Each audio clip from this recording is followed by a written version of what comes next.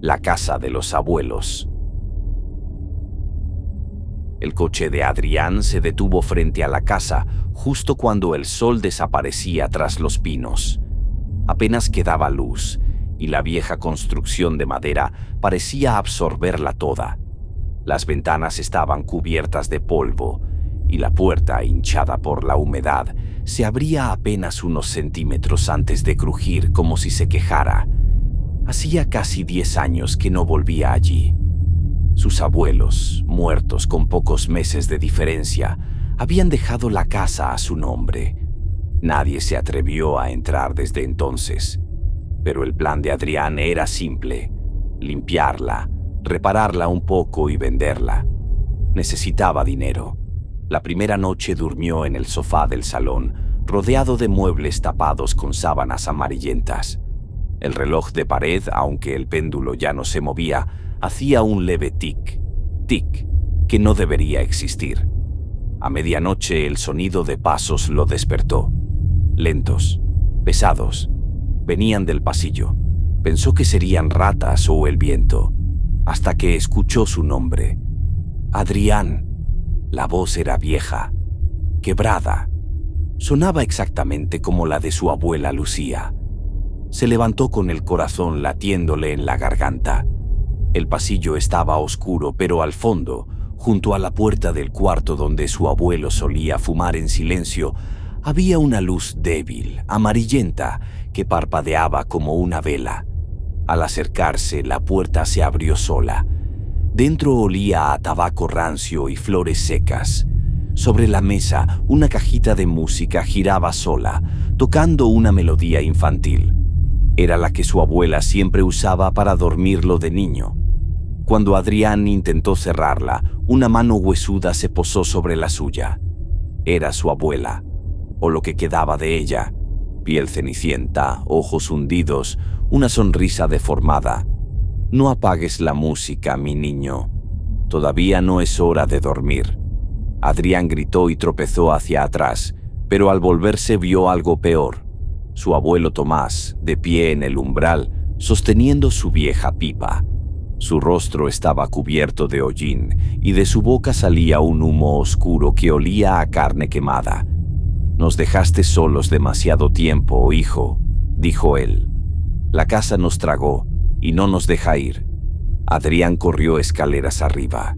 Cada paso resonaba como si el suelo quisiera derrumbarse bajo sus pies. En el pasillo superior, las fotografías familiares estaban torcidas y en todas, los rostros de sus abuelos se habían borrado, sustituidos por sombras negras con ojos blancos.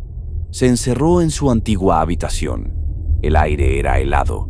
En la pared, alguien había escrito con tiza: «No repitas el ciclo».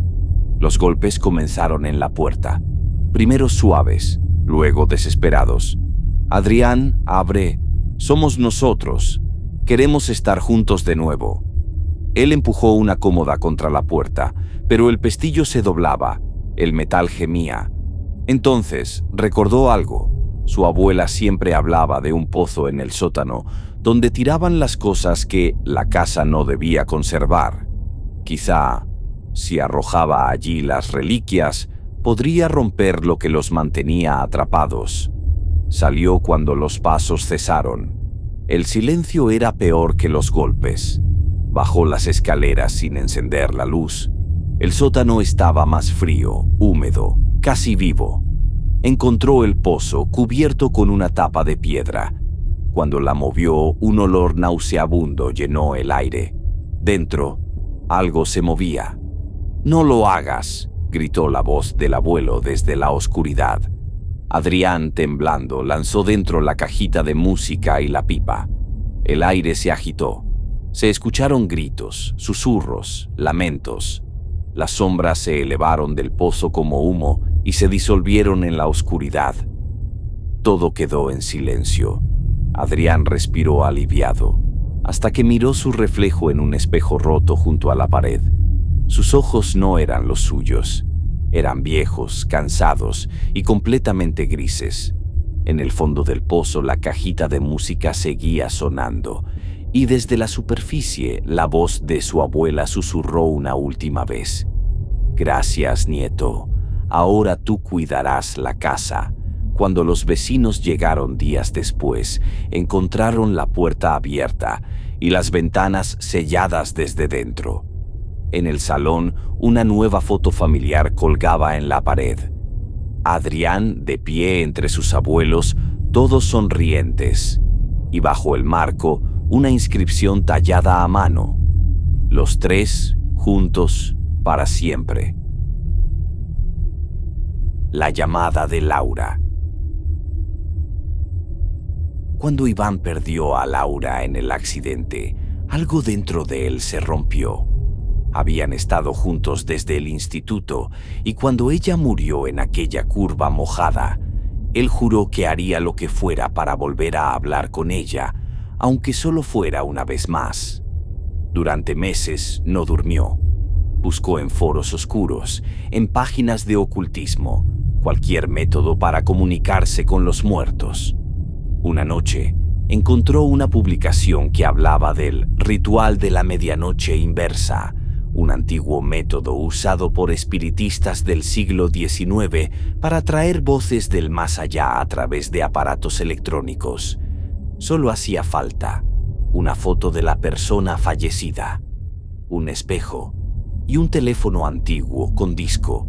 El ritual debía realizarse exactamente a las 3:03 de la madrugada, marcando un número que no existía, una secuencia que, según el texto, solo los muertos contestan. 777-777.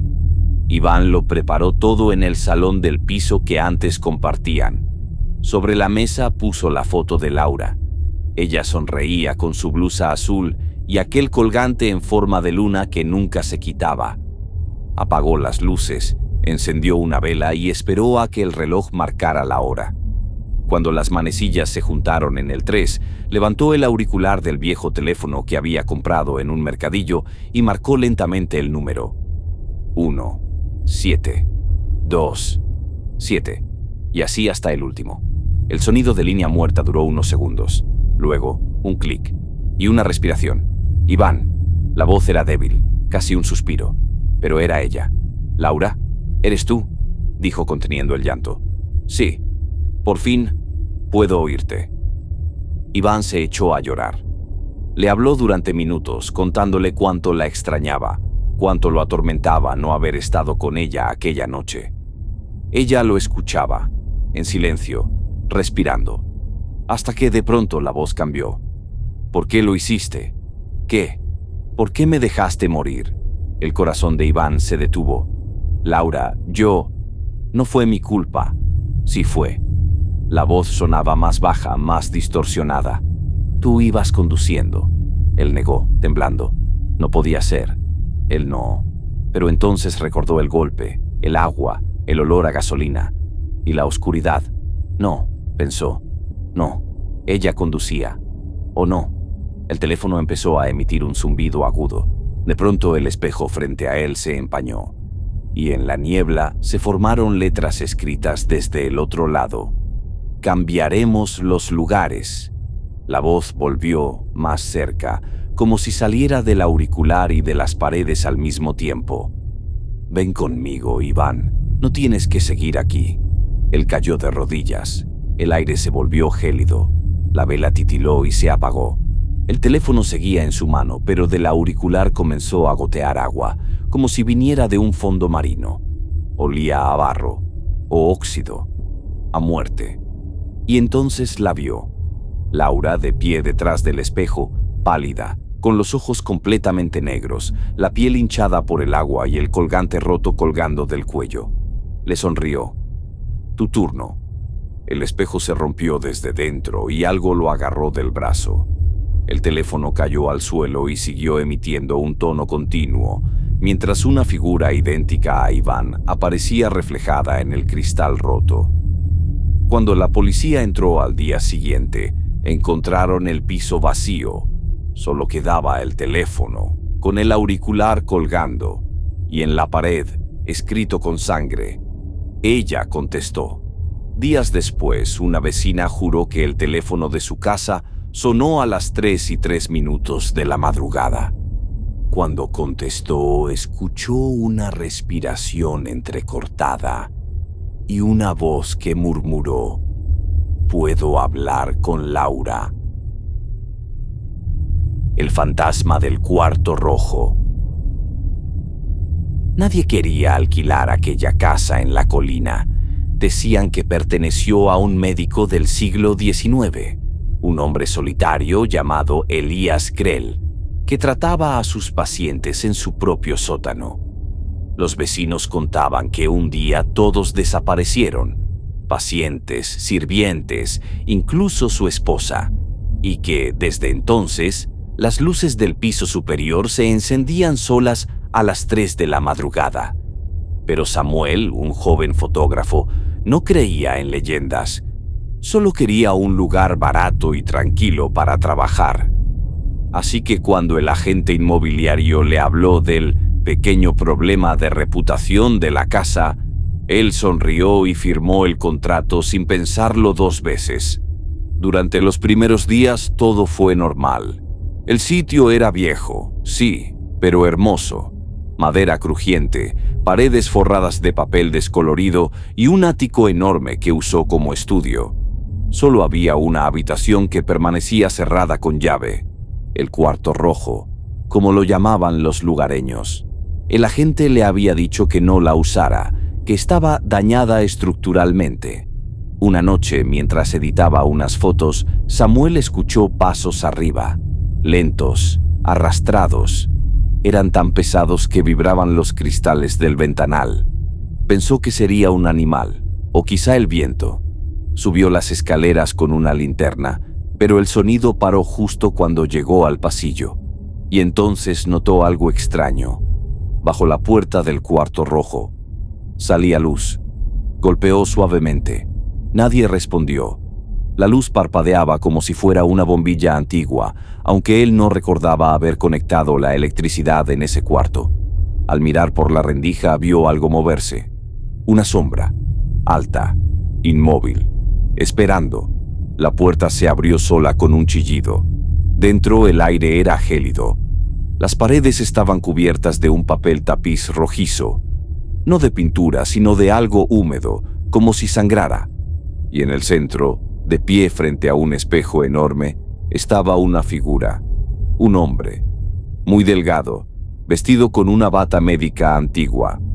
Tenía la cabeza inclinada hacia un lado, como si le pesara, y los ojos eran 2 agujeros negros hundidos hasta el hueso.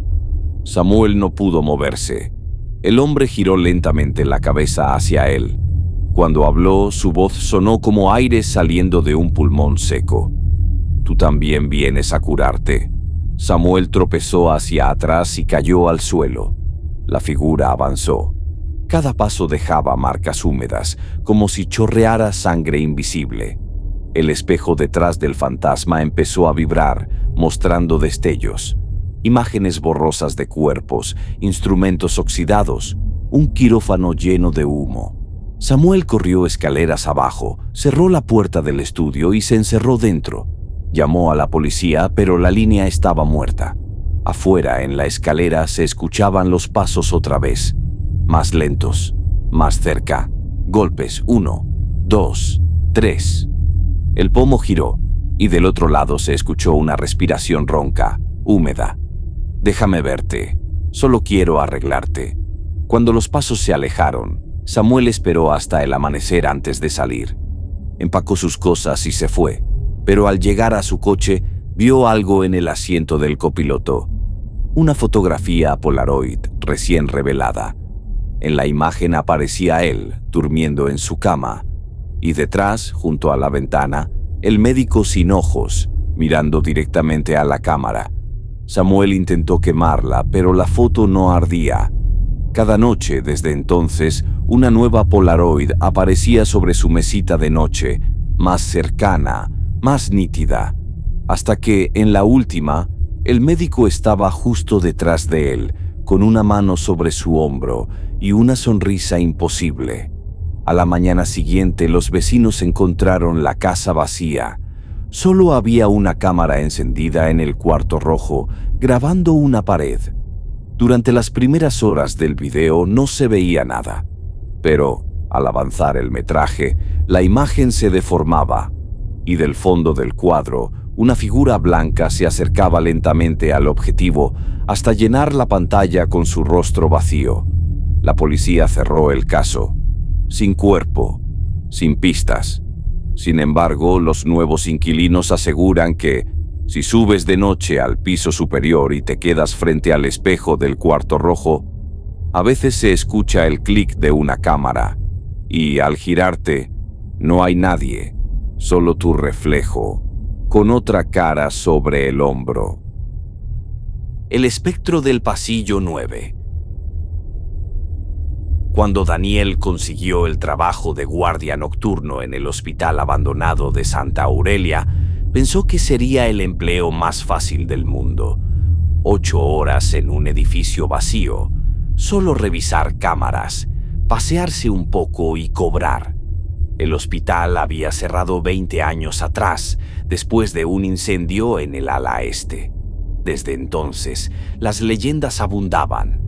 Pacientes que gritaban en los sótanos, luces encendiéndose solas, figuras en las ventanas del pasillo 9, donde murieron varios niños. Daniel se reía de eso, hasta su primera noche. A las 2 de la madrugada, mientras revisaba las cámaras, notó algo extraño. Una puerta abierta en el pasillo 9. No recordaba haberla visto así antes. La cámara parpadeaba y en uno de los cuadros creyó ver una silueta blanca, muy pálida, de pie. Pensó que era un reflejo. Tomó su linterna y fue a comprobarlo. El pasillo estaba helado. Las paredes, cubiertas de moho, parecían respirar con cada ráfaga de viento que se colaba por las ventanas rotas. Las puertas de las antiguas habitaciones estaban numeradas a mano, con pintura roja. Cuando llegó a la número 909, el aire cambió. Un olor insoportable, mezcla de hierro y podredumbre, le llenó la nariz. Dentro, la cama del paciente seguía allí, oxidada y cubierta por una sábana amarillenta. Y en la pared, alguien había escrito con letras torcidas: «No te quedes después de las 3». Daniel sonrió nervioso. Probablemente una broma de otros guardias, pero al darse la vuelta notó que la puerta se había cerrado sola. La manija no se movía. Golpeó. «Hola, ¿hay alguien?». Silencio. Y entonces un sonido bajo, húmedo, como si alguien estuviera arrastrando algo justo detrás de él. Giró la linterna. La sábana de la cama se movía. Una forma humana empezó a levantarse debajo, contorsionándose hasta ponerse de pie. Era una mujer, o lo que quedaba de ella. Piel gris, el cabello pegado al rostro, la bata del hospital manchada de sangre seca. Sus ojos eran negros, sin iris, y su boca estaba cosida con hilo quirúrgico. Aún así, susurraba: «Me duele». Daniel retrocedió, tropezó y cayó. La mujer se inclinó hacia él, y la linterna parpadeó. En el destello, por un instante, vio algo imposible. Decenas de figuras idénticas a ella, de pie detrás, en las camas, en las esquinas, mirando en silencio. Corrió. El pasillo parecía más largo, infinito. Las luces del techo se apagaban una a una tras él, hasta que solo quedó oscuridad. Llegó a la garita, cerró la puerta y respiró agitado. Las cámaras mostraban ahora todas las pantallas cubiertas de interferencia, salvo una, la del pasillo 9. En ella, la mujer estaba frente a la cámara, quieta. De pronto, levantó la cabeza y señaló directamente hacia el lente. Un mensaje apareció en la pared detrás de ella, escrito con algo oscuro: «Ya son las 3». Daniel miró su reloj. 3 en punto. El monitor parpadeó y por un segundo, en lugar de la mujer, vio su propia cara reflejada, pálida, con los ojos en blanco. Luego, la pantalla se apagó. Cuando la policía fue al hospital al día siguiente, encontraron la garita abierta y las luces encendidas. No había señales de Daniel, solo una grabación de las cámaras que duraba 8 horas exactas. Al final del video, a las 2:59, se veía al guardia sentado en su silla, mirando la pantalla. A las 3 la imagen se distorsionaba. Y durante los últimos segundos, en lugar de Daniel, una figura vestida con uniforme de seguridad miraba fijamente al monitor, mientras la mujer del pasillo 9 aparecía detrás de él y ponía su mano sobre su hombro. En la cinta ambos sonreían. El susurro en la pared. Cuando Luciano se mudó al pequeño apartamento del número 27, solo buscaba paz. Después de la muerte de su madre, no soportaba los lugares con mucha gente. El edificio era viejo, silencioso, perfecto para estar solo con sus pensamientos. El casero le advirtió algo curioso. El piso tiene las paredes delgadas. Si oyes cosas, no te preocupes. Son los caños o los vecinos. Luciano asintió sin darle importancia. La primera noche no pasó nada. La segunda tampoco. Pero en la tercera, justo cuando apagó la luz, oyó una voz. Suave, apenas un susurro. Luciano se sentó en la cama. El sonido venía de la pared junto a su almohada. Golpeó el yeso pensando que sería un vecino. ¿Hola? Silencio. Luego de nuevo la voz. ¿Por qué no me contestas? Era una voz femenina, cálida, triste. Luciano no tenía vecinos a ese lado. Ese apartamento llevaba vacío meses. Pero el cansancio le ganó y se durmió pensando que había soñado. Durante los siguientes días la voz volvió cada noche, siempre susurrando, siempre diciendo cosas íntimas. ¿Te sientes solo? Yo también. No apagues la luz. Háblame un poco más. Luciano comenzó a hablarle. Al principio, con curiosidad. Luego, con necesidad. Se volvió un hábito. Cada noche se sentaba junto a la pared y conversaba con ella. Le contaba cosas que nunca había dicho en voz alta, que extrañaba a su madre, que odiaba su trabajo, que se sentía invisible. Y la voz respondía con una ternura inquietante. Puedo verte cuando duermes, Luciano. Te ves tan frágil. A veces le parecía escuchar golpes suaves, como si del otro lado alguien rozara la pared desde dentro. Le gustaba. Le hacía sentir acompañado. Pero al cabo de un mes, la voz empezó a cambiar. Ya no era tan dulce. No deberías salir tanto. No me gusta cuando hablas con esa mujer del mercado.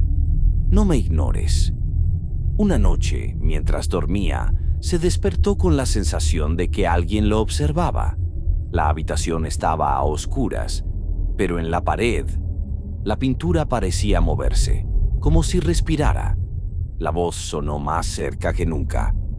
¿Por qué no vienes conmigo al otro lado? Aquí no hay dolor. Luciano encendió la luz. La pared tenía grietas nuevas, delgadas, como dedos que se abrían paso. Salió corriendo del piso y pasó la noche en un hotel. A la mañana siguiente fue a ver al casero. El hombre lo miró con una expresión extraña cuando le contó lo de la voz. ¿En el 27? Preguntó bajando el tono. ¿Seguro que no ha bebido, señor Luciano? Él negó, molesto. El casero suspiró. Mire, hace años una chica vivía en ese piso. Se llamaba Marta. Murió allí. Hizo una pausa. Se emparedó a sí misma. Luciano se quedó helado. ¿Cómo que se emparedó? Se encerró entre las paredes, detrás del yeso. La encontraron días después. Nunca supimos por qué. Luciano volvió al apartamento decidido a irse de inmediato. Empacó sus cosas, pero cuando pasó junto a la pared, escuchó un golpe desde dentro y una risa suave. No te vayas. Aún no terminamos. La pintura empezó a agrietarse y del yeso surgió algo húmedo, rojizo. Un ojo humano, que lo miraba con ternura. «Prometiste no dejarme sola». Luciano gritó, pero sus gritos se ahogaron. La pared se hinchó como si respirara, y una mano salió, pálida, delgada, arrastrándolo hacia adentro. Lo último que se oyó fue un suspiro. Al día siguiente, el casero encontró el piso vacío. Solo había una frase escrita con tiza en la pared: «Ahora vivimos juntos». Años después, cuando nuevos inquilinos entraron, dijeron que por las noches se escuchaban dos voces hablando entre susurros desde dentro del muro, y si te acercabas lo suficiente, juraban que se oía cómo respiraban. Para más terror y misterio, suscríbete a mi canal de YouTube y visita mis redes sociales. Sé parte de las voces esotéricas